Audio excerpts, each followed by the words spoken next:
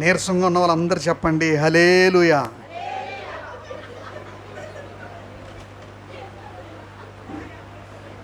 ఎక్కడికి వెళ్ళినా ఇది తప్పదన్నట్టుగా ఉంది మాకు.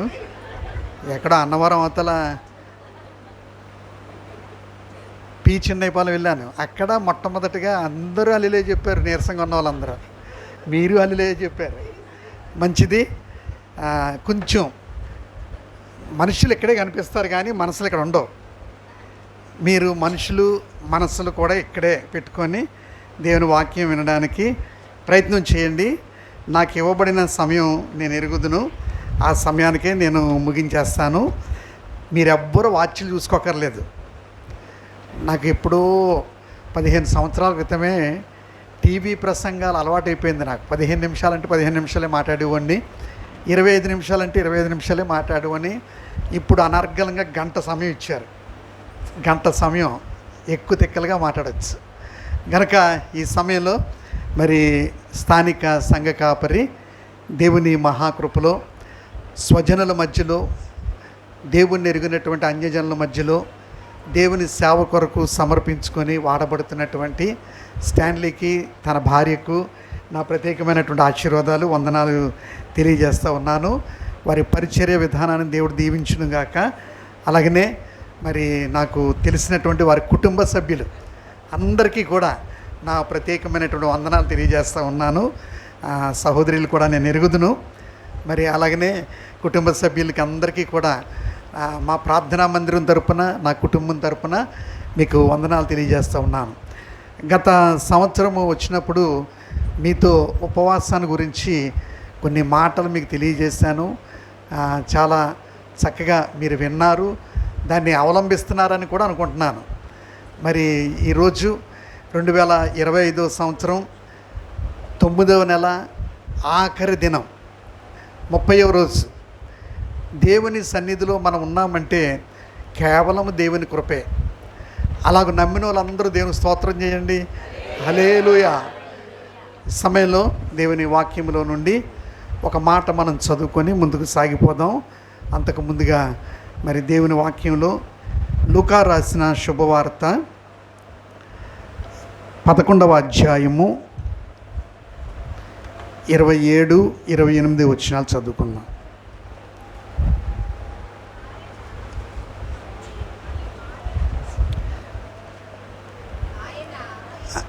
నాకు వినబడేలాగా చదవండి అమ్మా. ఆయన ఈ మాటలు చెప్పుచూ ఉండగా ఆ సమూహములో ఉన్న ఒక స్త్రీ ఆయనను చూచి, నిన్ను మోసిన గర్భము, నీవు కుడిచిన స్థలములు ధన్యములైనవని ఎలా చెప్పిందమ్మా? కేకలు వేసి చెప్పగా ఆయన అవును కానీ దేవుని వాక్యము విని దాన్ని గైకొని వారు మరీ ధన్యులని చెప్పాను.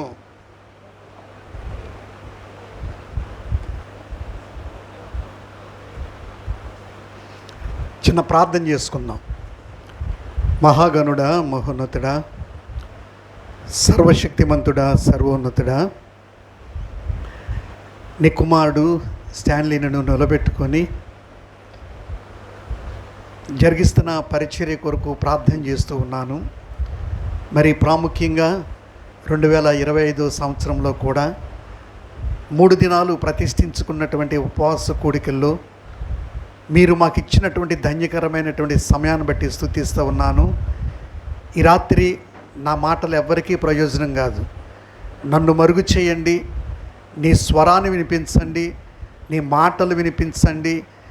కేవలం మీరు మహిమ పొందమని యేసు నామమును అడిగి వేడుకొనుచున్నాము తండ్రి, ఆమేన్.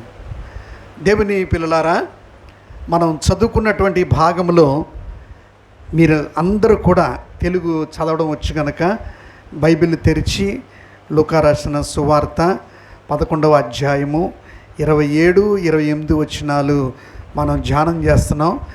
చదివే వాళ్ళకి ఒక చిన్న మనవి ఏంటంటే, నాకు నిలుపుదల చేస్తూ సహాయం చేయాలి.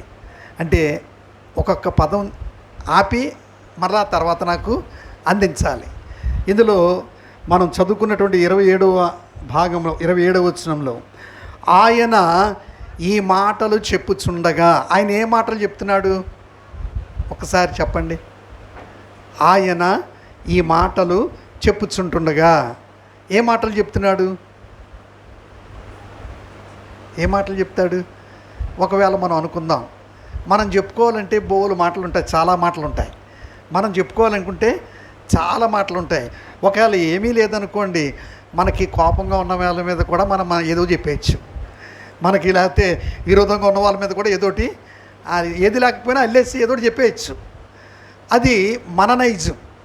కానీ దేవుని యొక్క ఉద్దేశము, దేవుడు మాట్లాడే మాటలు ఎలా ఉంటాయి అంటే, దేవుని మాటలు అసలు ఎలాంటివి అది మనకు తెలియాలి.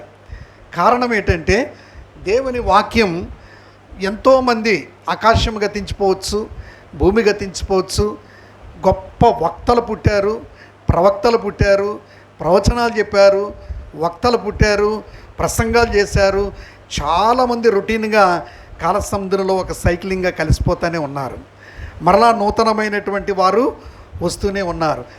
ఎవరు వివరించినా 66 పుస్తకాలు ఉన్నటువంటి ఈ పరిశుద్ధ గ్రంథాన్ని మాత్రమే చెప్పాలి. వేరొకటి తీసుకొచ్చి చెప్పడానికి ఏమీ కూడా లేదు. కనుక ఈ 66 పుస్తకాలకి సంబంధించినవి కాకుండా బయటివి ఏమైనా చెబితే అవి మనము వినవలసినటువంటి అవసరత కూడా లేదు. కనుక ఈ 66 పుస్తకాల్లో దేవుని వాక్యానికి ఉన్నటువంటి ప్రాధాన్యత చాలా గొప్పది. ఆయన ఈ మాటలు చెప్పుచూ ఉండగా, ఈ మాటలు అనే దానికి నేను చెప్తాను తర్వాత. ఏ మాటలు చెప్తున్నాడో మన వాక్యంలో చూడవచ్చు. అసలు ఆయన మాటలు, ఆయన వాక్యము, ఆయన మాటలు, ఆయన మాటలే ఆయన వాక్యం, ఆయన వాక్యమే ఆయన మాటలు. ఆయన సత్య సంబంధమైనటువంటి మాటలు ఒకవేళ మనం ఆలోచన చేస్తే మన మాటల్లో మార్పు ఉండొచ్చు, మన మాటల్లో మనము మర్చిపోయి ఉండొచ్చు, మన మాటలు తికమగ్గా మాట్లాడచ్చు. కానీ దేవుని మాట సూటిగా మాట్లాడుతుంది. దేవుని మాట సూటిగా మనతో మాట్లాడుతుంది. దేవుని మాట సూటిగా మాట్లాడుతున్నటువంటి మాట ఎలాంటి మాట అంటే, అసలు దేవుని మాటలు ఎలాంటివి ఒకసారి మీరు చెప్పండి. కొంచెం బాగా ఎక్కువగా దేవుణ్ణి కలిగి ఉన్నవారు మీరు చెప్పాలి మీ అనుభవంతో. అసలు దేవుని మాటలు ఎలా ఉంటాయి, దాని వాల్యూ ఎలా ఉంటుంది చెప్పండి. న్యాయమైనవి, యథార్థమైనవి, స్వచ్ఛమైనవి. నాకు పెదాలు కలిపితే అర్థం అవుదమ్మా, స్వరం ఇంపితేనే అర్థమవుతుంది. కొంతమంది అంటున్నారు, అంటే నాకు తెలియదు. మీరు స్వరం తెరిస్తేనే నాకు అర్థమవుతుంది, వినపడుతుంది. న్యాయమైనవి, ఇలాగ మనం చాలా చెప్పుకోవచ్చు. కానీ నేను ఒక మాట చెప్తాను, ఆయన మాటలు ఎలాంటివి, ఆయన ఏం మాట్లాడుతున్నాడు. పరిశుద్ధ లేఖన భాగం నుండి కీర్తన భాగం 12వ అధ్యాయము 6వ వచనం, 12వ అధ్యాయము 6వ వచనం తీసి చదవండి.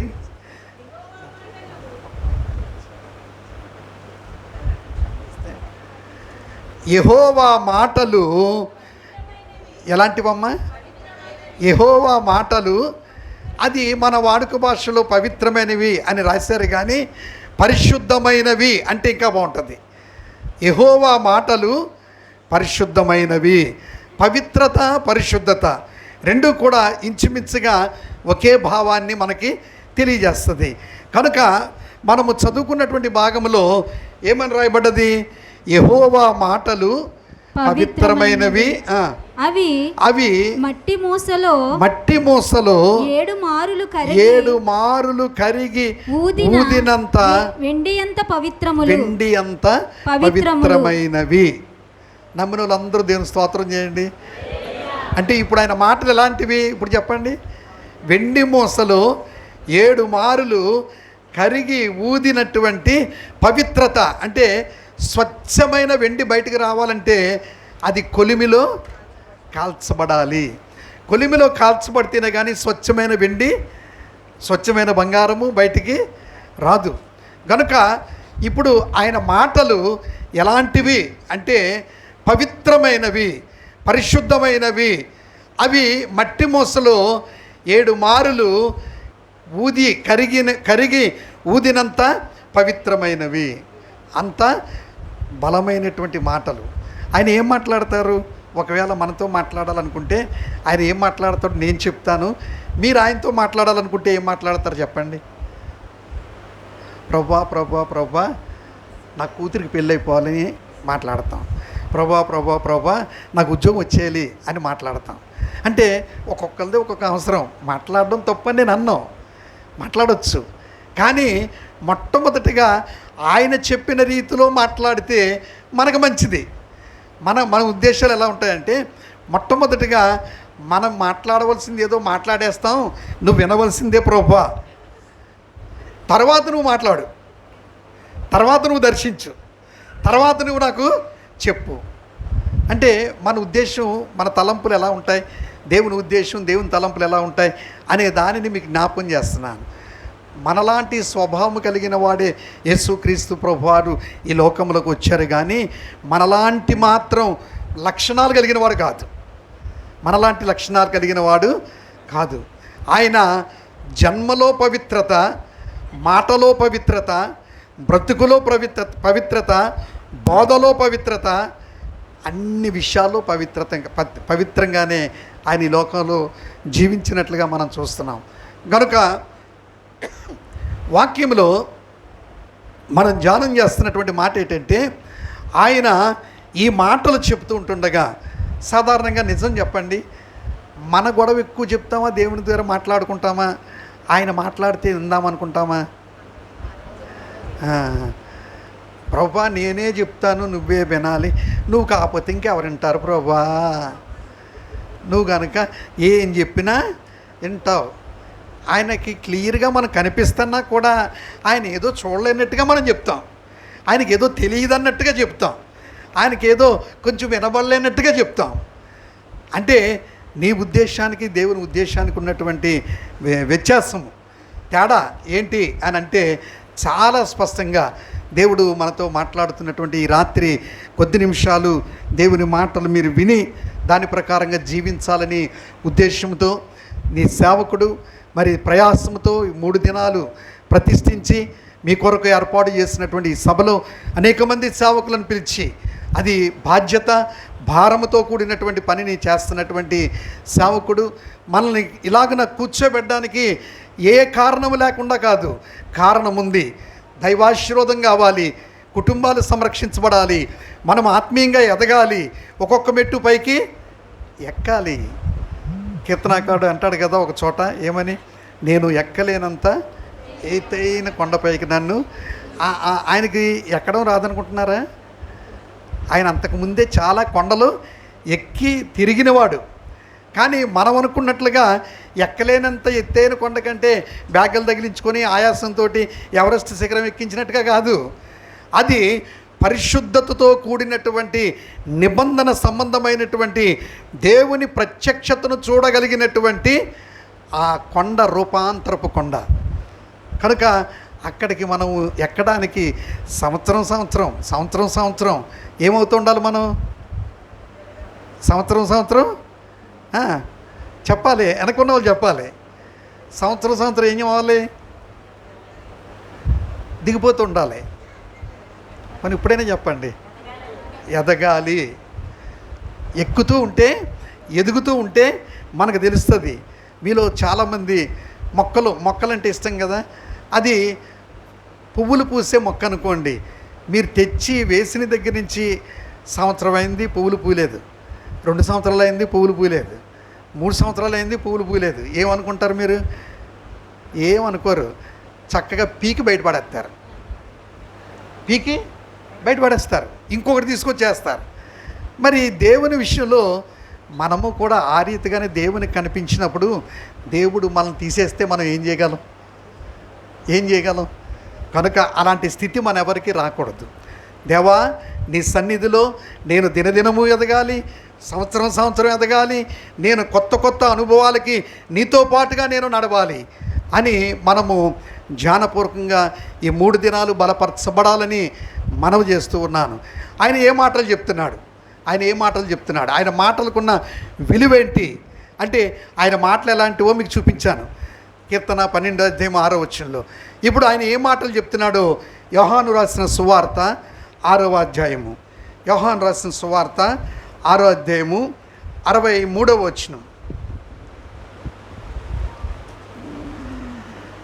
ఆత్మయే జీవింపజేయుచున్నది. ఆయన ఏ మాటలు చెప్తున్నాడో విందాం. ఆత్మయే జీవింపచేయునది, శరీరము కేవలము నిష్ప్రయోజనము. ఆగుదాం. ఇప్పుడు ఆయన ఏ మాటలు చెప్తున్నాడు? అంతవరకు కూడా ఆయన చెప్పినటువంటి మాటలు వాళ్ళు విన్నారు. ఆయన వెంబడించే వాళ్ళు ఆయన చెప్పిన మాటలు విన్నారు. ఆయన ఏం పెడితే అది తిన్నారు. ఆయన దగ్గర స్వస్థతలు పొందుకున్నారు. అన్నీ జాగ్రత్తగా జరిగాయి. ఆయన జాగ్రత్తగా అందరికీ మేలు చేశాడు.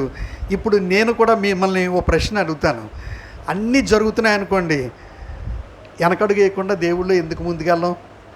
ఏదైనా ఒక సమస్య, ఒక పరీక్ష లేక ఒక పరిశోధన దేవుడు మన మీద ప్రయోగించాడు అనుకోండి, వెంటనే ప్రభా నేనే కనబడ్డానా నీకు? నా పక్కన ఆవిడ నాకంటే తక్కువ ప్రార్థన చేస్తుంది, ఆవిడని వదిలేసి నాకు ఈ బాధ ఎట్టేవేటి అంటే మన నైజం ఎలా ఉంటుంది అంటే దేవుని యొక్క ఉద్దేశంలో మీకు తెలియజేస్తున్నాను. మీరు గమనించండి, చాలామంది ఈ దినాల్లో ప్రభు అయిన యేసుక్రీస్తుని రక్షకుడిగా అంగీకరించండి, ఆయన ఒక్కడే సత్యం, జీవం, మార్గమని సువార్త ప్రకటిస్తూ సువార్తలో దెబ్బలు తింటూ, నిందించబడుతూ, కొట్టబడుతూ, హింసించబడుతూ ఎంతోమందిని మన కళ్ళ ముందు చూస్తున్నాం. ఇలాంటి సువార్త ఎందుకు వాళ్ళు చేస్తున్నారు అంటే వాళ్ళకి తెలిసింది ఒకటే, ఎవరూ నశించిపోకూడదు, అందరూ రక్షించబడాలి. అంటే నిర్ణయం వాళ్ళదే. అంగీకరించినా అంగీకరించకపోయినా వినడం వరకు మాత్రమే వీరు వినిపిస్తారు. వారికి ఇష్టం ఉంటే అంగీకరిస్తారు, ఇష్టం లేకపోతే మానేస్తారు. కానీ అలాగ జరగడం లేదు, దాడులు జరుగుతూ ఉన్నాయి. ఏం జరిగినా సువార్త కొనసాగుతూనే ఉంది. కనుక యేసు ప్రభు వారు అన్నీ చేసినప్పుడు అందరూ వెంబడించారు. అసలైన విషయం చెప్పేటప్పటికీ ఏం జరుగుతుందో మీకు చెప్తాను. ఆయన ఈ మాటలు చెప్తూ ఉంటుండగా ఆయన ఏ మాటలు చెప్తున్నాడంటే, ఆత్మయే జీవింపచేయనది, శరీరము కేవలము నిష్ప్రయోజనం. మీరు బాగా అర్థం చేసుకోవడానికి ఈ మాట చెప్తున్నాను. మీరు కొంచెం అర్థం చేసుకునే విధానంలోనే మీకు తెలియజేస్తాను. మనం అందరం కూడా పుట్టకుండా యవనస్తులు అయిపోయిన వాళ్ళు, చిన్నపిల్లడుగా ఉండకుండా నడివయసు వచ్చేసిన వాళ్ళు, యవనస్తులుగా ఉండి వృద్ధాప్యం వచ్చేసిన వాళ్ళు ఎంతమంది ఉన్నారు? నా మాట అర్థమైందా మీకు? మీకు నేను చెప్పనా మళ్ళానే? బాల్యము, యవ్వనము, నడి వయసు, వృద్ధాప్యము, తర్వాత చెప్పడానికి కూడా ఇష్టం ఉండదు ఆ మాటే. ఎవరికి చెప్పడానికి కూడా ఇష్టమున్నా ఇష్టం లేకపోయినా మాత్రం రా అని అంటాడు ఆయన, అని అనవలసిందే. దేవునికి స్తోత్రం చేద్దాం. మరి దేవుని వాక్యంలో ఈ శరీరానికి ఇన్ని మార్పులు ఉన్నాయి కదా. మనం బాల్యాన్ని చూసాం, యవనాన్ని చూస్తున్నాం, నడివయసుని చూస్తున్నాం, వృద్ధాప్యాన్ని చూస్తున్నాం. తర్వాత నువ్వు ఎక్కడికి వెళ్తావు? తర్వాత నువ్వు వెళ్ళవలసిన స్థానం ఏంటి? అక్కడికి వెళ్ళాలంటే ఈరోజు ఒకే ఒక సాధనం ఏంటంటే పరిశుద్ధత లేకుండా పరలోకానికి మనము వెళ్ళలేము. కనుక పరలోకానికి వెళ్ళాలంటే మనకేముండాలి? పరిశుద్ధత ఉండాలి. కనుక ఆయన చెప్తున్నటువంటి మాటల్లో ఆయన అంటాడు, శరీరము కేవలము నిష్ప్రయోజనం. అలాగా అన్నాడు కదా, ఆత్మయే జీవింపచేయుచున్నది అన్నాడు కదా దేవుడు అని భోజనం మానేస్తారా? రోజు తిన్నాం ఎవరైనా? నేను మిమ్మల్ని అడుగుతాను, ఏమనుకోకండి. మనం ఇప్పుడు వచ్చాం, ఏ కూటానికి వచ్చాం? కొంచెం గట్టిగా చెప్పాలి, నాకు చెవుడు వినబడదు సరిగ్గా. ఇప్పుడు చెప్పారు, వినబడ్డది. రైట్, ఉపవాస కూటానికి వచ్చాం. ఈరోజు ఉదయం ఉదయాన్నే లేవగానే మీ కాలకృత్యాలు తీర్చుకున్న తర్వాత ఎంతమంది బైబిల్ చదివారు? నేను చేతులు ఎత్తమని అన్నాను, ఎందుకంటే మిమ్మల్ని అలా ఇబ్బంది పెట్టడం నాకు ఇష్టం ఉండదు. కనీసం బాబు ఇలా కూడా అడుగుతారా అని ఈ రోజు నుంచైనా కొంచెం చదవడం ప్రారంభిస్తారు. అంతే నా ఉద్దేశం. చాలామందికి అలవాటు ఏంటంటే అయ్యగారు క్యాలెండర్ ఇస్తారు, నాలాంటి వాళ్ళు క్యాలెండర్లు ఇస్తారు. చాలామంది క్యాలెండర్లో వాక్యం కూడా చదవడానికి కొంతమందికి క్యాలెండర్లో కూడా ఏముంటాయి, వాక్యాలు ఉంటాయి. అది ఆ చిన్న పదం చదవడానికి కూడా చాలామందికి నీరసం, చదువుదాంలే అనే నిర్లక్ష్యం. కనుక దేవుని వాక్యం మీరు ఉదయాన్నే లేవగానే చదవలేదు, కానీ ఆ మాటలు ఎలాంటివి, పవిత్రమైనవి. దేవుని మాటలు పవిత్రమైనవి. కనుక దేవుని వాక్యములో నుండి ఈ మాట మీకు జ్ఞాపకం చేస్తున్నాను. జాగ్రత్తగా వినాలి, మీరు అందరూ కూడా జాగ్రత్తగా గమనించాలని మనవి చేస్తున్నాను.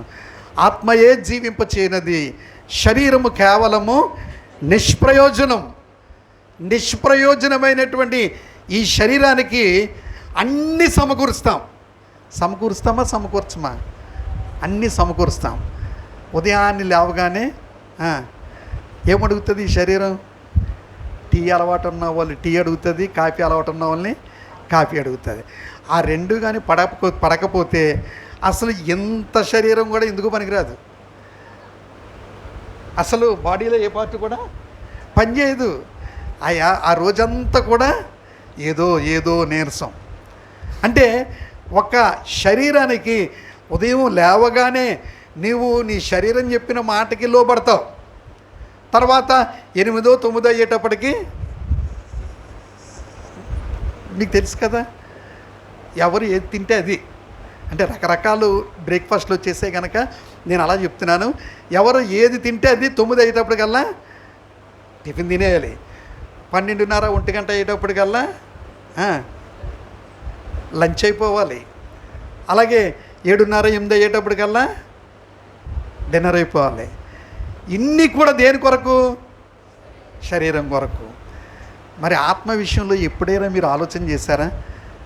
శాశ్వతమైనది ఆత్మయే, జీవింపజేసేది ఆత్మయే, నిత్య జీవములోనికి వెళ్ళేది ఆత్మయే, శాశ్వతమైన స్థలంలో ఉండేది. దీనికి దేవుడు కాల పరిమితి పెట్టేశాడు. మీకు అందరికీ తెలిసిందే, 70 సంవత్సరాలు, అధిక బలం ఉన్న ఎడల 80 సంవత్సరాలు, ఇంకా బలం ఉంటే 100 బ్రతకొచ్చు, 110 బ్రతకొచ్చు, 120 బ్రతకొచ్చు. అంత ఎలా బ్రతికినా తరువాత మాత్రం మనము నిద్రించవలసిందే, మహిమలోనికి వెళ్ళవలసిందే, లేకపోతే ప్రభువునందు నిద్రించవలసిందే. కనుక ఈరోజు దేవుని వాక్యంలో మీరు ఉదయాన్నే లేవగానే మీ కాలకృత్యాలు అయిన తర్వాత ఏం చేయాలి చెప్పండి? వాక్యాన్ని ధ్యానించాలి. వాక్యాన్ని గనుక ధ్యానించలేదనుకోండి, నేను అడుగుతాను మిమ్మల్ని, ఒకవేళ ఇప్పుడు మీరు వచ్చేటప్పుడు అబద్ధం ఆడకుండా చెప్పండి, అద్దం దగ్గరికి వెళ్ళకుండా ఎంతమంది వచ్చారు ఉపాసుకోవటానికి? అద్దం దగ్గరికి వెళ్ళకుండా. చూసారా ఏమంటున్నారంటే, ఓ సిస్టర్ గారు, ఎవరు వస్తారండి వెళ్ళకుండా అంటున్నారు. అంటే నిజం చెప్పేసింది ఆవిడ. రైట్. అద్దం దగ్గరికి వెళ్తేనే కానీ వచ్చేది ఉపాసుకోవటానికి కదా, అద్దం దగ్గరికి వెళ్ళాలంటున్నారు. మళ్ళానే వెళ్ళాలి, మంచిదే. అన్ని శుభ్రతలు ఉండాలి, శరీరము సిద్ధపరచుకోవాలి. అందుకనే ఒక నానుడి కూడా ఉంది. అందుకనే మనము చిత్తశుద్ధి ఉండాలి, ఆత్మశుద్ధి ఉండాలి, రెండు కూడా పవిత్రంగా ఉండాలి. కనుక ఈ చిత్తశుద్ధి అంటే శరీరానికి సంబంధించింది. అలాగే ఆత్మశుద్ధి మన వాక్యము ద్వారా ఆ పవిత్రతను మనం సంపాదించుకోవాలి. కనుక దేవుని వాక్యంలో మనం చదువుకుంటున్నటువంటి భాగంలో ఆయన ఈ మాటలు చెప్తున్నాడు. ఏ మాటలు చెప్తున్నాడు? జీవింపచేయబడే మాటలు చెప్తున్నాడు. ఆత్మయే జీవింపచేయనది, శరీరము కేవలము నిష్ప్రయోజనము అని ఆయన చెప్తూ ఉంటే వాళ్ళు ఏమన్నారో తెలుసా? మీరేమంటారు చెప్పండి? మీరేమంటారు? ప్రభువా, అది నేను చచ్చిపోయిన తర్వాత ఎందుకు? ముందు నాకు నా ప్రార్థనని ముందు నాకు జవాబు చెప్పే, నాకు మేలు చేసేయి, తర్వాత నువ్వు పరలోకాన్ని చేర్చుకుంటుంది కానిలే అని అంటాం. అసలు శాశ్వతమైనది ఏంటి? పరలోకం. శాశ్వతమైన దానిని మనం కోరుకుంటే మిగతావన్నీ కూడా ఆటోమేటిక్గా జరుగుతాయి. అసలు మనం నేర్చుకున్నది ఏంటి? లోకంలో ఏది కావాలో అది ముందు అడుగుతున్నాం, తర్వాత ఆ పరలోకం కూడా చూసుకొచ్చులే అన్నట్టుగా మన వరవడి రివర్స్ అయిపోయింది. ఒక వాక్యంలో మీకు అర్థం వరకు చెప్తాను. మొదట ఆయన నీతిని అని చెప్పాడా లేదా దేవుడు? కానీ మొదట మనము మన అవసరతలే అడుగుతాం. మొదట మనము మన అవసరాలు అడుగుతాం. మన నైజం దేవునికి తెలియదా మన అవసరతలు? మీరు చెప్పండి, మన అవసరతలు దేవుడికి తెలుసా తెలియదా? తెలుసు. మరి తెలిసినా ఎందుకు మనం అడగాలి? ఎందుకు మనం అడగాలి మీరు చెప్పండి. బైబిల్లో ఉన్నటువంటి విషయాలు చెప్తాను. నాకు ఇతర విషయాలు మాట్లాడడం రాదు, నేను చెప్తాను. ఒక గుడ్డివాడు యేసుక్రీస్తు ప్రభువారు వెళ్ళిపోతుంటే కేకలేశాడు, నజరేయుడైన యేసు, దావీదు కుమారుడా, నన్ను కరుణించుము అని కేకలు వేస్తున్నాడు. వాడు ఎందుకు కేకలు వేస్తున్నాడో యేసుక్రీస్తు ప్రభువారికి తెలుసా తెలియదా? తెలుసు. తెలిసినటువంటి యేసు ప్రభువారు వెనక్కి వచ్చి వాడి దగ్గర ఆగి వాడిని ఏమడిగారో తెలుసా? నేను నీకు ఏం చేయగోరుతున్నావు అని అడిగాడు. ఎందుకు అడిగారు ఆయన అలాగా? అంటే అంత తెలియకుండా అడిగాడు ఆయన? తెలిసి అడిగాడా? మరి తెలిస్తే ఎందుకు అడిగాడు మీరు చెప్పండి. ఏమ్మా? రైట్, ఓ మాట చెప్పనండి. దేవుని మాటలు ఎంత పవిత్రమైనవో మన మాటలు కూడా ఎలాంటివో పరీక్ష చేసుకోవాలి. దేవుని న్యాయపీఠం ముందు రేపు నిలబడినప్పుడు మన మాటలే మన పట్ల సాక్ష్యం చెప్తాయి. నీవు రహస్యంగా మాట్లాడినటువంటి మాటలు, గదిలో మాట్లాడిన మాటలు, చీకటిలో మాట్లాడిన మాటలు, ఏ మాటలైనా న్యాయపీఠం మీద వచ్చి సాక్ష్యం చెప్పే ఏంటో తెలుసా? మన మాటలు, మన క్రియలే. కనుక యేసు ప్రభువారు అతను అడగడానికి గల కారణం ఏంటో తెలుసండి? ఒకవేళ తీరా నేను వచ్చాను వీడి మాట మార్చేస్తాడేమో, తీరా ఆయనకి అన్నీ తెలిసి స్వస్థపరిచాడు అనుకోండి, నేను ఏమైనా నిన్ను స్వస్థపరచమన్నానా? నువ్వే స్వస్థపరిచావు అంటాడు. కనుకనే నేను నీకు ఏం చేయగోరుతున్నావు? ఈ రాత్రి ప్రభువారు కూడా మనల్ని అడుగుతున్నారు, ఆయన మీకు ఏం చేయగోరుతున్నావు? మీరు సూటిగా ఆయనకి చెప్పాలి. చెబితే ఈ 3 దినాలు ప్రతిష్ట ప్రార్థనలు అయ్యే సమయానికి నువ్వు ఖచ్చితంగా అడిగితే ఖచ్చితంగా ఆయన చేస్తాడు. అది మరలా నీలో లోపం ఉంటే నాకు తెలియదు. లోపం లేకుండా అడిగితే ఆయన ఖచ్చితంగా మనకి మేలు చేస్తాడు. కనుక ఆయన మనం అడిగితేనే చేయడానికి గల కారణం ఏంటో తెలుసా? అన్నీ తెలిసిన దేవుడు అడిగితేనే ఎందుకు చేస్తాడు తెలుసా? రేపు మనము అబద్ధమాడి బొంకకుండా ఉండడానికి. మన మాటే రేపు సాక్ష్యం. కనుక వీళ్ళు ఏమంటున్నారంటే, ఆయన అంతసేపు ఆ స్వార్థ ప్రకటించి గొప్ప గొప్ప అద్భుతాలు చేసి వాళ్ళకి ఆహారం పెట్టి వాళ్ళని నడిపిస్తూ ఉంటూ అసలైన విషయం చెప్పడం ప్రారంభించేటప్పటికి వాళ్ళు కొంతమంది అంటున్నారు, 60వ వచనం, యోహాను సువార్త 6వ అధ్యాయము 60వ వచనం, ఆయన శిష్యులలో అనేకులు ఈ మాట విని. ఏ మాటమ్మా? ఈ మాట విని. ఏ మాట అది? ఆత్మయే జీవింపచేసేది. ఆ మాట విని. ఏ మాట అంటే దేవన కష్టతరమైన మాట, బాధకరమైన మాట, లేక మనలను ఏమైనా తృణీకరించే మాట కాదు. శాశ్వతమైనది. నేను మీకు చెప్పేది శాశ్వతమైన దాని గురించి చెప్తూ ఉన్నాను. కనుక ఆ శాశ్వతమైనటువంటి ఆ మోక్ష రాజ్యం కొరకు, పరలోకం కొరకు మీరు ఆత్మను సిద్ధపరచుకోండి. ఆత్మయే జీవింపజేసేది. కేవలం ఈ లోకంలో చాలామంది యేసు ప్రభువుని నమ్ముకుంటే అది జరుగుతుంది, ఇది జరుగుతుంది, అది పొందొచ్చు, ఇది పొందొచ్చు అనుకుంటున్నారు. కానీ ఆయన చెప్తున్నటువంటి మాట ఏంటి తెలుసా? శాశ్వతమైన జీవాన్ని, అదే నిత్య జీవం, అదే మోక్షరాజ్యం, అది ఇవ్వడానికి ఆయన మనతో మాట్లాడుతున్నాడు. ఈ రాత్రి మనందరితో మాట్లాడుతున్నటువంటి మాటలో ఉన్నటువంటి అంతరార్థాన్ని కనుక మీరు గమనించినట్లయితే, ఆయన శిష్యుల్లో అనేక మంది ఈ మాట విన్నారు. విని ఏమంటున్నారంటే, ఇది కఠినమైన మాట, దీనిని ఎవడు దీనిని ఎవడు వినగలడని వినగలడు. చెప్పుకొనిరి. ఏమండి, అది కఠినమైన మాట. కఠినమైన మాట. మంచి చెప్తే అది కఠినమైన మాట. వాస్తవం చెప్తే అది కఠినమైన మాట. శాశ్వతమైన దాని గురించి చెబితే అది కఠినమైన మాట. ఈ రాత్రి దేవుని పిల్లలారా, మరి దేవుని వాక్యంలో నేను మీతో చెప్తున్నటువంటి సత్యాన్ని మీకు జ్ఞాపకం చేస్తున్నాను. జాగ్రత్తగా వినండి. ఈ రాత్రి చాలా విషయాలు నేను మీకు నాకున్న సమయంలోనే మీకు వ్యక్తపరుస్తాను. తర్వాత ముగింపులో మరలా నేను ఈ వచనానికి వస్తాను. దయతో మనం చదువుకుంటున్నటువంటి భాగానికి మరలా తిరిగి వచ్చేద్దాం. లూకా రాసిన సువార్త 11వ అధ్యాయము 27వ వచనంలో ఆయన ఈ మాటలు చెప్తూ ఉంటుండగా ఆ సమూహములో ఉన్న ఒక స్త్రీ, దేవుని పిల్లలారా వినండి, ఆ సమూహములో ఉన్న ఒక్క అది కొంచెం చెప్పండి అమ్మా. మీరు చదివినప్పుడు విన్నారు కదా, కొంచెం ఆ మాట అయినా సాయం చేయండి. ఆ సమూహంలో ఉన్న ఒక స్త్రీ. పోనీ స్త్రీలైన వాళ్ళే చెప్పండి ఈ మాట, పురుషులు చెప్పరు.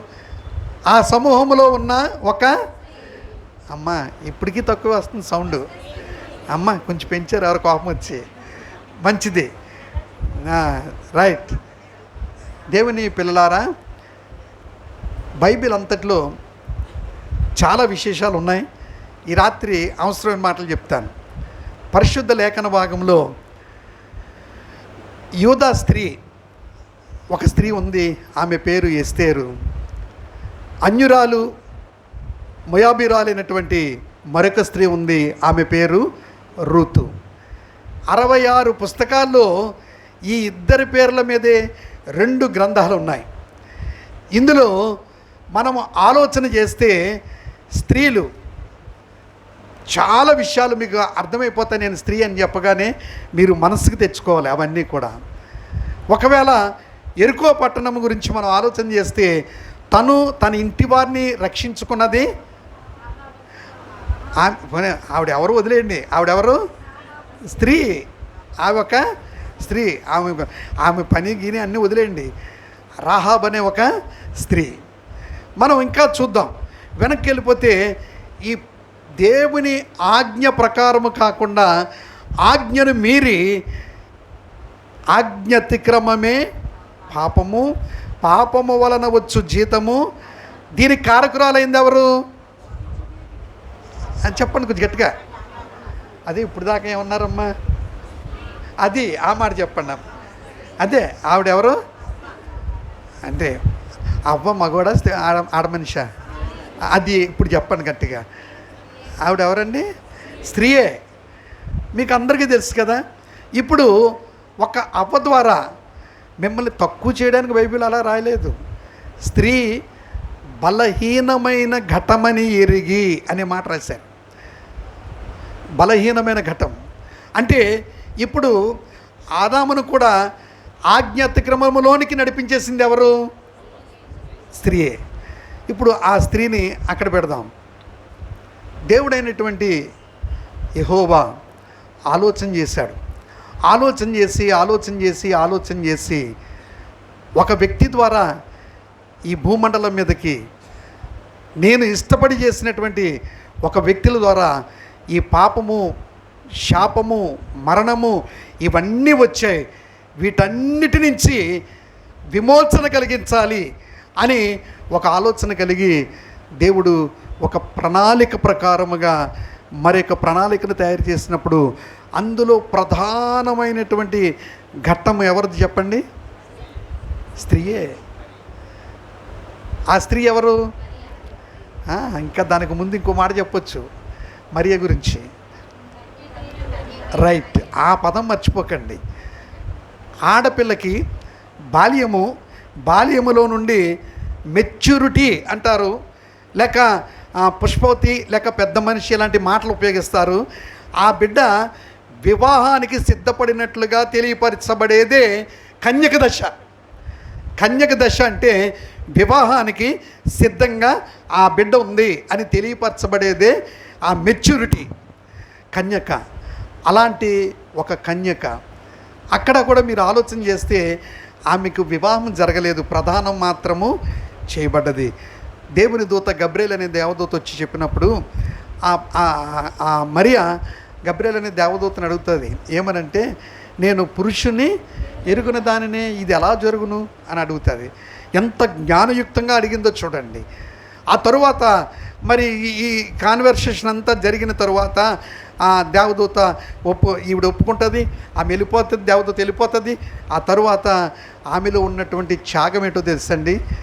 ఆ రోజుల్లో ఉన్న పంచాయతీలను బట్టి పెద్దలు ఒకవేళ నిలవబెట్టి వివాహము జరగకుండా నీవు ప్రదానము చేయబడిన దానవు, నీకు గర్భం వచ్చింది గనుక నీకు మరణదండన విధిస్తున్నాం అని పంచాయతీ పెడితే ఖచ్చితంగా ఆమె ప్రాణం కూడా త్యాగం చేయాలంతే. ఎందుకంటే ఆ రోజుల్లో ఉన్న పద్ధతులను బట్టి రాళ్ళతో కొట్టి చంపుతామంటే చంపబడాలి. దానికి కూడా సిద్ధపడి ఆమె దేవుని మాటకు విధేయత చూపించింది. అందుకనే స్త్రీలారా, మీరు ఏదైనా చేయగలరు. నా మాట బాగా అర్థమైంది అనుకుంటాను మీకు. మీరు ఏదైనా చేయగలరు. సంఘాన్ని అభివృద్ధి కొరకు, సంఘ క్షేమం కొరకు, కుటుంబ క్షేమం కొరకు, అత్తవారి యొక్క గౌరవం కొరకు ఏమైనా చేయగలరు. వాళ్ళని ఈదిలో పెట్టాలన్నా కూడా మీరే చేయగలరు. అంత పవర్ ఉంది మీ దగ్గర, అంత పవర్. కారణం ఏంటంటే మీరు ఏ విషయంలో గమనించినా నేను మీకు చూపించాను. ఒక స్త్రీ సమూహంలో నుండి ఎందుకు మాట్లాడుతుంది అనేది నేను చెప్తాను. మరి ఇక్కడ ఈరోజు మనం ఆలోచన చేస్తే, నేను సువార్త కొరకు కర్ణాటక వెళ్ళాను, తర్వాత తెలంగాణ కూడా వెళ్ళాను. ఎక్కడికి వెళ్ళినా 3 వంతులు ఆడవాళ్ళు ఉంటారు, 1 వంతే మగవాళ్ళు ఉంటారు. నేను ఎక్కడికి వెళ్ళినా 3 వంతులు ఉంటారు ఆడవాళ్ళు. అందుకనే మీరు భక్తి చేయగలరు. రెండవది నేను చెప్పకుండానే మీకే తెలుసు, అది చేయగలరు. కనుక మనం భక్తే చేద్దాం, మనము భక్తినే చేద్దాం, భక్తే చేద్దాం. భక్తి చేస్తూ ఉన్నప్పుడు ఆ సమూహంలో ఉన్నటువంటి ఒక స్త్రీ ఏముందో ఇప్పుడు చదవండి. ఆయనను చూచి, ఆ సమూహంలో ఉన్న ఒక స్త్రీ ఆయనను చూచి, నిన్ను మోసిన గర్భమును నీవు కుడిచిన స్తనములు ధన్యములైనవి. ఆగుదాం. అంటే ఇప్పుడు ఆమె ఏమంటుంది చెప్పండి? నిన్ను మోసిన అమ్మా, కొంచెం వింటున్నారు కదా, చెప్పండి అమ్మా. నిన్ను మోసిన, నువ్వు కుడిచిన, అంటే కుడిచిన స్తనములు అంటే తల్లి బిడ్డకు పాలిచ్చే స్థలం, అది నువ్వు కుడిచిన స్తనములు. ఈ 2 కూడా ధన్యములైనవి.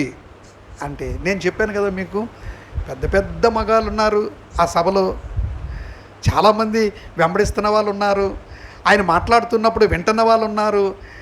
ఏ మీసాలు తిరిగిన మగవాడు కూడా అనలేదు ఈ మాట. ఎవరన్నారమ్మా? నేను మిమ్మల్ని అడుగుతున్నాను, ఆవిడే ఎందుకు అందమాట? మీరు స్త్రీలైన వాళ్ళందరూ ఒకసారి దేవుని స్తోత్రం చేయండి. ఇప్పుడు స్త్రీలారా, మిమ్మల్ని అడుగుతున్నాను, ఆవిడే ఎందుకు అనాలి ఆ మాట? చెప్పాలి, పర్లేదు, గట్టిగా చెప్పండి.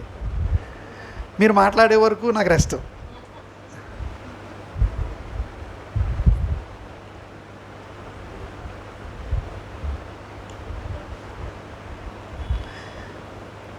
నా సమయం కూడా ముగింపు వచ్చేస్తుంది. మీరు మాట్లాడకపోతే అలాగే ఉంటాను నేను కూడా.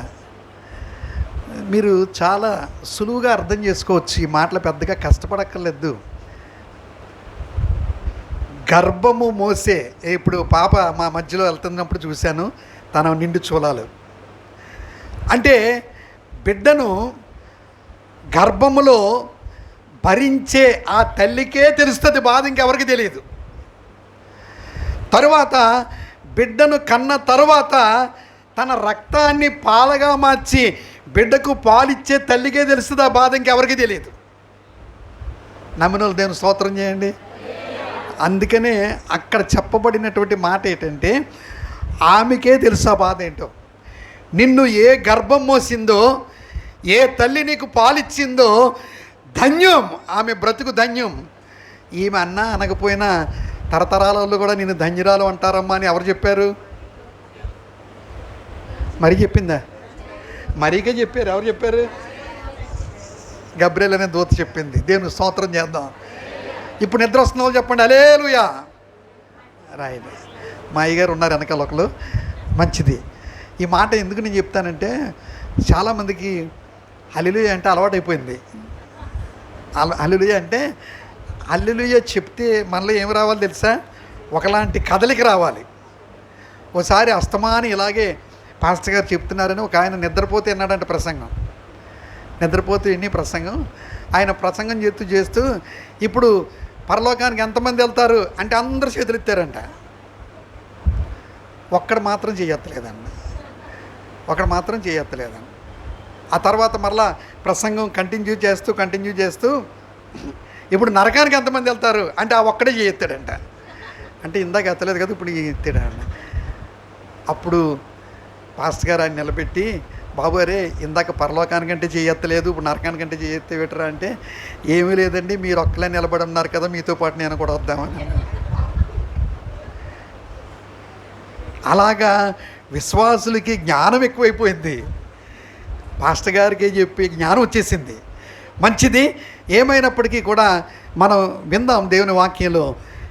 మోసిన గర్భానికి పాలిచ్చిన తల్లికి బాధ తెలుస్తుంది కనుక ఆ బాధను తెలిసినటువంటి ఒక స్త్రీ ఆ సమూహంలో నుండి వచ్చి ఆమె ఏమంటుందంటే, నిన్ను మోసిన గర్భము నువ్వు కుడిచిన స్తనములు ధన్యములైనవి అంటే ఆయన చెప్తూ ఉంటే సంతోషించాడు, వింటున్నాడు, ఆనందించాడు. ఏం జరిగిందో ఒకసారి మనం తర్వాత మాటలు చదువుకుంటూ ముందుకు వెళ్ళిపోదాం. ఆయన అవును గాని దేవుని వాక్యం విని ఆయన ఏం చెప్తున్నాడంటే, అమ్మా నిజంగా నువ్వు ఎవరివో నాకు తెలియదు కానీ నా గురించి, నన్ను కన్న తల్లి గురించి అమోఘంగా చెప్పావమ్మా, అద్భుతంగా చెప్పావమ్మా, నీవు గొప్ప వ్యక్తివమ్మా అని తీసుకొచ్చి కూర్చోబెట్టి సన్మానం చేయలేదు. ఆయన కూర్చోబెట్టి సన్మానం చేయలేదు. కారణం ఏంటి? ఆమె చెప్పింది వాస్తవం, ఈయన విన్నది కూడా వాస్తవమే. కానీ అక్కడ రెండు వాస్తవాల కంటే అసలైన వాస్తవం ఉంది. ఈ రెండు వాస్తవమే, ఇంతకంటే అసలైన వాస్తవం ఉంది. ఏంటి ఆ వాస్తవం అంటే, దేవుని వాక్యమును విని దానిని గైకొను వారు మరి ధన్యులని చెప్పాను. ఏమ్మా? దేవుని వాక్యము విని. బైబిల్లో మనం చూస్తాం కదా, మరి ఒక చోట ఏమనుందంటే, మీరు వినువారు మాత్రమనై ఉండి మిమ్మును మీరు మోసపరుచుకొనకుండా వాక్య ప్రకారము ప్రవర్తించు వారినై ఉండుడి అని ఉంది. దేవునికి స్తోత్రం చేద్దాం. హల్లెలూయా. అంటే ఇప్పుడు మనం ఎలా ఉండాలి చెప్పండి? వాక్య ప్రకారము. అయితే వాక్యమే చెప్తాను మీకు. ఆయన ఇప్పుడు ఏమన్నాడంటే, ఆ తల్లి చెప్పిన మాటలన్నీ విన్నాడు. అమ్మా నువ్వు చెప్పినన్నీ వాస్తవమే, అవును కానీ దేవుని వాక్యము విని దానిని గైకొని వారు మరీ ధన్యులు అని చెప్పాను. దేవునికి స్తోత్రం చేద్దాం. ఎంత ధన్యకరమైన విషయాలండి, ఎంత ధన్యకరమైన విషయాలంటే, మీరు ఈ ధన్యత ఇక్కడ చదువుకొని, ఈ ధన్యతను కనుక మీరు మత్తయి రాసిన సువార్త 5వ అధ్యాయంలో ఇంటికి వెళ్ళిన తర్వాత చదువుకుంటే అసలు ధన్యత అంటే ఏంటో మీకు అర్థమవుతుంది. మీకు అర్థమవుతుంది. ఎంత క్షేమకరమైన విషయాలు అక్కడ రాశారు అంటే, ధన్యులు ప్రత్యేకించబడిన వారు, ధన్యులు ఆశీర్వదించబడిన వారు, ధన్యులు పవిత్రంగా ఉన్నవారు, ధన్యులు ఆయన స్తుతించేవారు. ఇలాంటి ధన్యకరమైన జీవితం దేవుడు మనకి ఇవ్వాలని ఆయన ఆశపడుతున్నాడు. కనుక ఆ తల్లి చెప్పినటువంటి మాటలు వాస్తవమే, కానీ వాక్యమును విని ఆ మాట ఒకసారి మీరు చదువుతారా? యాకోబు పత్రిక అనుకుంటాను, 1వ అధ్యాయం 22వ వచనంలో అనుకుంటాను, వినువారు మాత్రమే ఉండి అనే మాట. యాకోబు పత్రిక చూడండి, 1:22 అనుకుంటాను. అదేనమ్మా? 1:22. మీరు వినువారు మాత్రమే ఉండి మిమ్మును మీరు మోసపరుచుకొనకుండా. ఇప్పుడు ఎవరి గురించి చెప్తున్నారు ఈ మాటలు? అలా అనకండి, మన గురించే. ఎవరు అంటున్నారు ఇప్పుడు? ఎవరి మాటలు వింటున్నారు? రైట్. అందుకని ఇప్పుడు మన అందరితో వాక్యం ఏమని మాట్లాడుతుంది? మీరు వినువారు మాత్రమే ఉండి. అంటే మనం వింటున్నామా లేదా? వింటున్నాము కానీ రెండవ విషయం ఏంటంటే దాని ప్రకారముగా మనము బ్రతకలేకపోతున్నాం. మీరు వినువారు మాత్రమే ఉండి మిమ్మల్ని మీరు మోసపుచ్చుకొనకుండా. అంటే విన్నంత మాత్రాన మనకి ఏది జరగదు. విన్నంత మాత్రాన మనకి ఏదో వచ్చి పడిపోదు. విన్నంత మాత్రాన మేలు జరిగిపోదు. విని వాక్య ప్రకారముగా మనము జీవించగలిగితే అప్పుడు దేవుని వాక్యం చెప్తున్నటువంటి వాస్తవం ఏంటో తెలుసండి. అప్పుడు మనము ధన్యులం. అప్పుడు మనము ధన్యకరమైనటువంటి పరిస్థితిని పొందుకుంటాం. కనుక దేవుని వాక్యములో వ్రాయబడినటువంటి సత్యాన్ని మీకు జ్ఞాపకం చేస్తూ ఉన్నాను. దేవుని పిల్లలారా, ఈరోజు ఇలాంటి శ్రేష్టమైనటువంటి వాస్తవాన్ని యేసు ప్రభు వారు చెబుతూ ఉంటే ఇది కఠినమైన మాట, దీనిని ఎవడు వినగలడు? యోహాను సువార్త 6:60 ఇది కఠినమైన మాట, ఇది ఎవరు వినగలడు అని శిష్యులు ఆయన అడుగుతూ ఉన్నారు. అడగడమే కాదు, వాళ్ళు ఏమంటున్నారో దేవుని వాక్యంలో కనుక మనం చూడగలిగితే అతి శ్రేష్టమైన విషయాలు మనం ఇంకా 1-2 సమయం ఉంది కనుక మనం ధ్యానం చేసుకోవచ్చు. ఆ మాటలు చెబుతూ ఉన్నప్పుడు, ఆయన ఈ మాటలు మనకు తెలియజేస్తూ ఉన్నప్పుడు అసలు ఆ వాక్యం ఏం చేస్తుంది అనే ఒక్క మాట మీకు జ్ఞాపకం చేస్తాను. తెస్సలోనికీయులకు రాసిన మొదటి పత్రిక 2వ అధ్యాయము 13వ వచనం. తెస్సలోనికీయులకు రాసిన మొదటి పత్రిక 2వ అధ్యాయము 13వ వచనం చూడండి. ఆ హేతువు చేతను మీరు దేవుని గూర్చిన వర్తమాన వాక్యము దేవునిని గూర్చిన వర్తమాన వాక్యము మా వలన అంగీకరించినప్పుడు మనుష్యుల వాక్యమని ఎంచక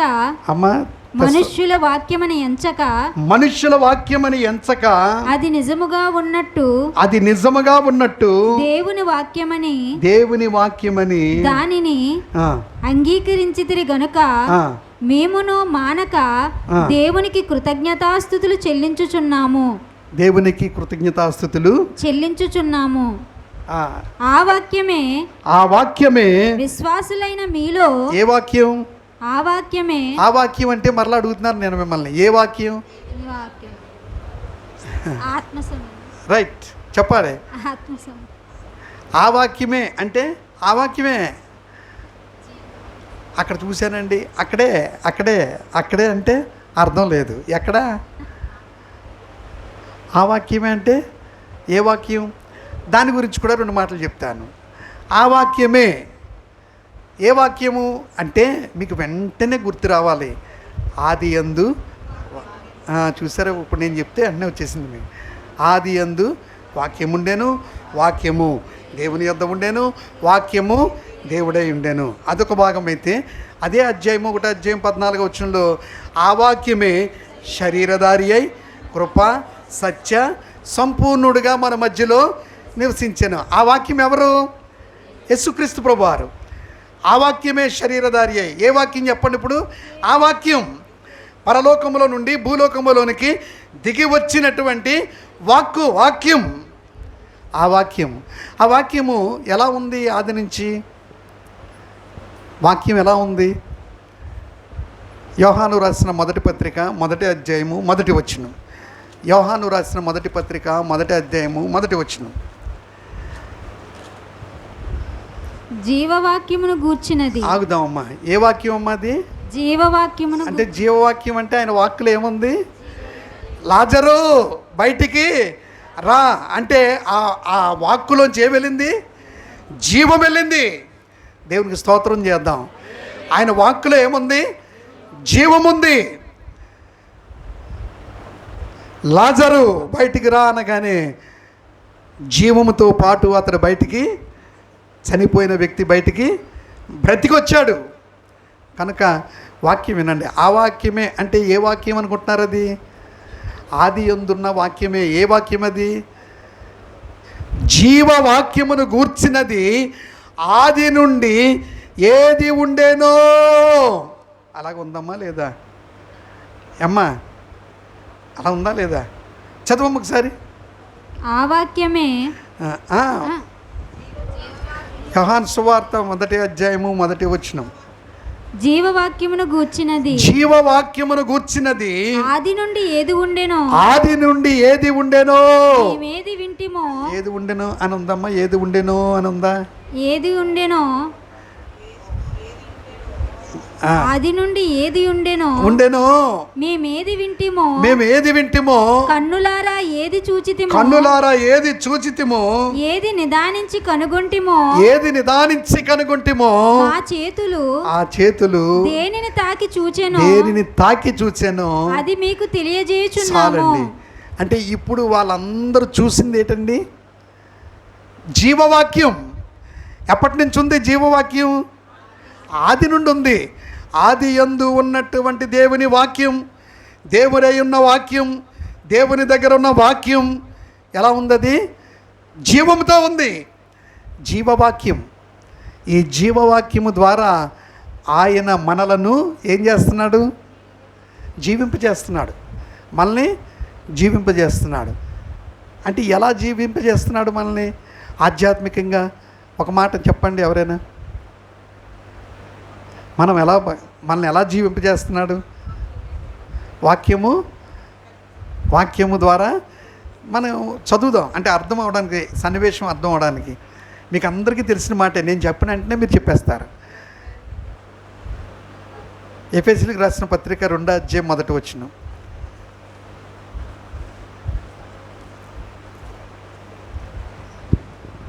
ఎఫెసీయులకు రాసిన పత్రిక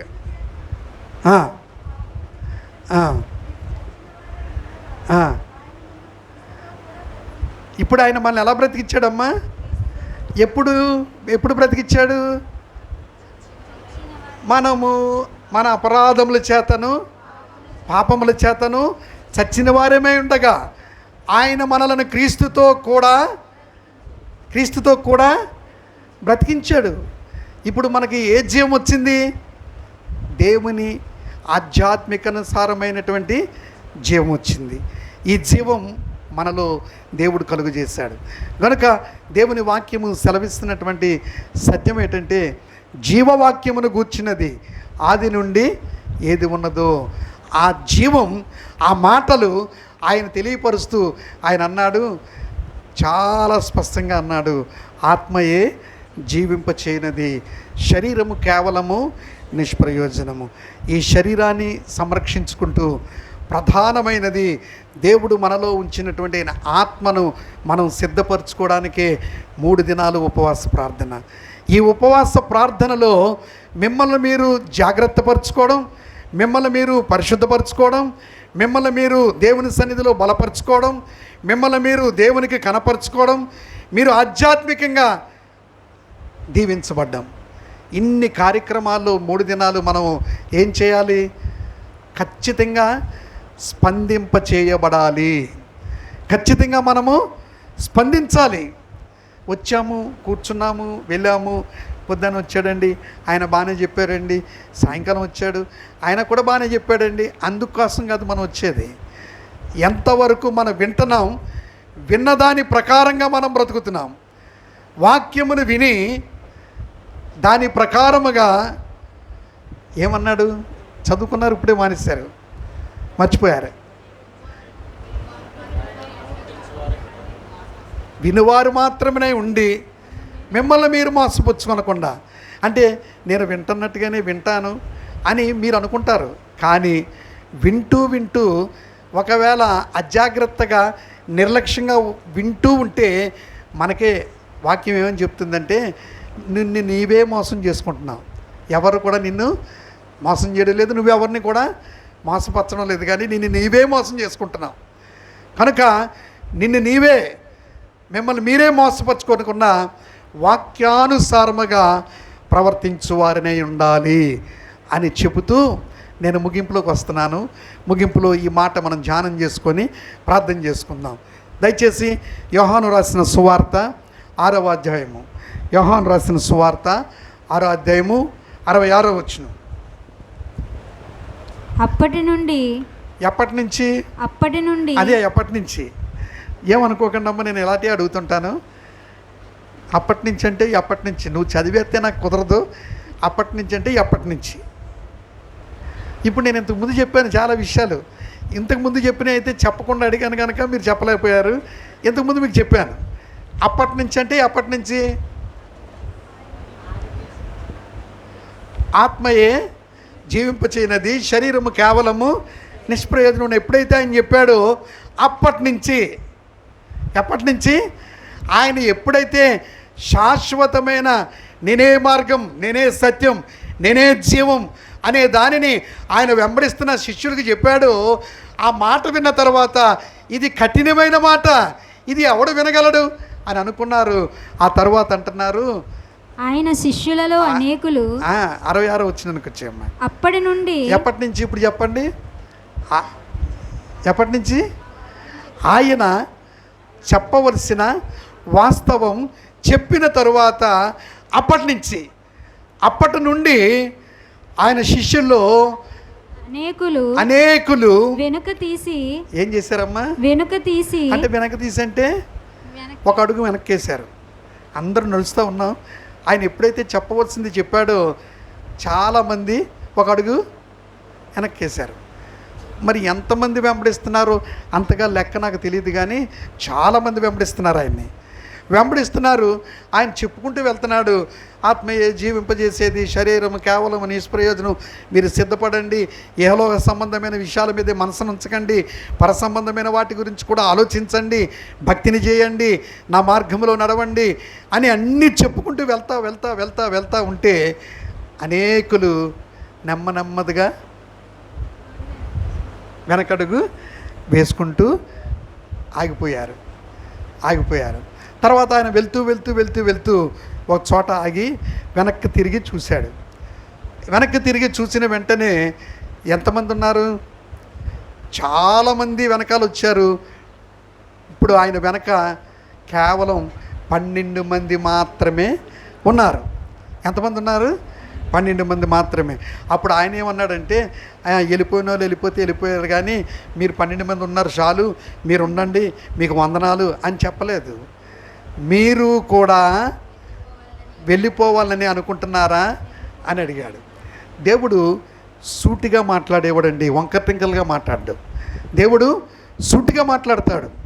ఆయన వెంబడిస్తున్న వారిని కూడా మీరు ఉండాలనుకుంటున్నారా, వెళ్ళిపోవాలనుకుంటున్నారా అంటే ఆయన చెబుతున్నటువంటి మాటలు అక్కడ వాళ్ళలో ఎంతవరకు పనిచేస్తున్నాయో ఆ ప్రశ్న వేయగానే అందులో కాస్త మరి స్పీడ్గా మాట్లాడే వ్యక్తి ఉన్నాడు.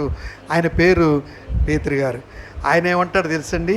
ప్రభువా, నీవు నిత్య జీవపు మాటలు గలవాడవు, నీ వద్ద నుండి మేము ఎక్కడికి వెళ్ళిపోతాం అంటే ఆయన మాటలు ఎలాంటివో ఎవరికి తెలిసాయి? పేతురు గారికి తెలిసాయి. ఆ రహస్యాన్ని రహస్యంగానే దేవుడు పెట్టకుండా దాన్ని బయలుపరిచాడు. ఇప్పుడు అది కఠినమైన మాట, నిత్య జీవానికి సంబంధించిన మాట, ఇప్పుడు నేను మిమ్మల్ని అడుగుతున్నాను, మీరు కూడా పరలోకం కొరకు ప్రయాసముతో ప్రభు సన్నిధిలో ఆత్మీయ జీవితాన్ని కొనసాగించాలనుకుంటున్నారా, తిరిగి వెళ్ళిపోవాలనుకుంటున్నారా? ప్రార్థన చేసుకుందాం. దయచేసి అందరూ కూడా ప్రార్థనలో గడుపుదాం. మన సమయం అయింది. ఒక్క 5 నిమిషాలు ప్రార్థనలో ఉందాం.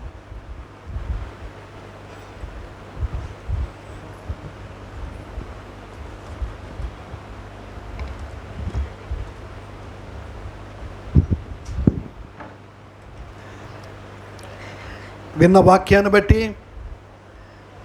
ప్రార్థనలో మిమ్మల్ని మీరు సిద్ధపరచుకొని మన ఆత్మీయ స్థితి ఎలా ఉన్నది, దేవుడు కోరుకున్నట్లుగా దేవునికి ఇష్టంగా మనం ఉన్నామా లేదా, నేను దేవుని దృష్టిలో దేవునికి అంగీకారముగా ఉన్నానా లేదా అని ప్రశ్నించుకుంటూ ప్రార్థన చేసుకుందాం. ఎవరి మటుకు వాళ్ళే ప్రార్థనలో ఉండండి.